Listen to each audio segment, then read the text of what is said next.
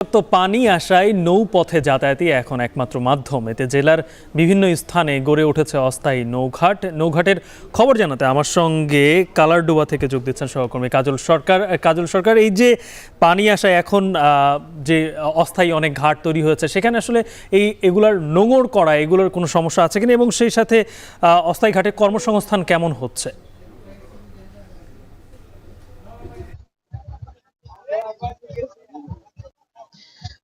গালিব, দেখুন, বর্ষা মৌসুমে আসলে হাওর পাড়ের যে মানুষজন, হাওর পাড়ের যে গ্রামগুলো রয়েছে, এই গ্রামের মানুষজনের কিন্তু জীবিকা সবগুলো বলা যায় যে পানি নির্ভর।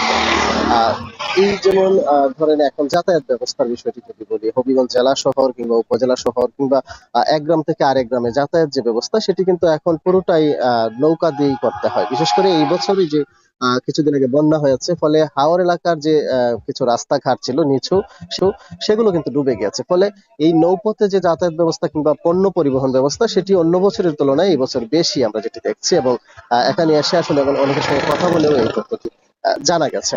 যেমন আমি এখন আছি কালারডুবা যে নৌঘাট, এই নৌঘাটটি মূলত বলা যায় যে অনেকটা স্থায়ী। যেমন বর্ষা মৌসুমে প্রতি বছরই কম বেশি এই নৌঘাট থেকে হাওর এলাকার, বিশেষ করে বানিয়াচং এবং লাখাই এবং আজমেরীগঞ্জ, এই এলাকার এই তিনটি উপজেলার যে হাওরের যে বাসিন্দারা রয়েছে, তারা এখানে আসলে আসা যাওয়া করেন। এখানে প্রচুর পরিমাণে নৌকা আসা যাওয়া করে। যেমন এখনো আসলে এই ঘাটে অন্তত 50টির বেশি নৌকা নোঙর করা আছে। একই সাথে অনেকগুলো নৌকা আসলে এই প্রতিনিয়তই আসা যাওয়া করছে, প্রতি ঘন্টায় কিংবা 1 ঘন্টা পর পর, আধা ঘন্টা পর পর আসা যাওয়া করছে।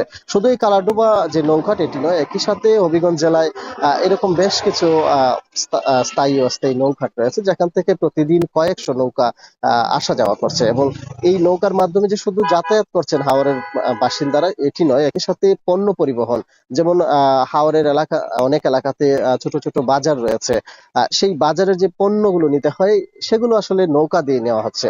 একই সাথে আরেকটি বিষয় যদি বলি, যে হাওরের যে ধান রয়েছে, সেই ধান এখন বাজারে তোলার ক্ষেত্রেও আসলে এই নৌপথি ব্যবহার করা হচ্ছে। আর আপনি যেটি বলছিলেন যে কর্মসংস্থান কেমন হয়েছে, এই নৌঘাটকে ঘিরে আসলে অন্তত 10,000-এর বেশি মানুষের কর্মসংস্থান হচ্ছে, যারা আসলে শ্রমিক এবং এই যে নৌ চলাচলের সাথে জড়িত রয়েছে। গালিব, এই ছিল আমার কাছে।